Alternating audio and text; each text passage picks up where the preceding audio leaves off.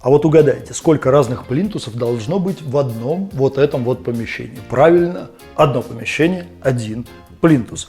Например, он должен быть сделан из таких вот кусочков напольной плитки и вот так заботливо установлен. Ну, либо он должен быть сделан из наличников вот этой межкомнатной двери, вот так вот заботливо, ну, не очень, но установлен. Ну, либо он должен быть вот такой вот рыжий, тоненький, утонченный кверху, дизайнерский. Ну, либо он должен быть вот такой вот толстый из наличников вот этой межкомнатной двери. То есть все правильно, одно помещение, один плинтус, выбирай любой из 4. До свидания.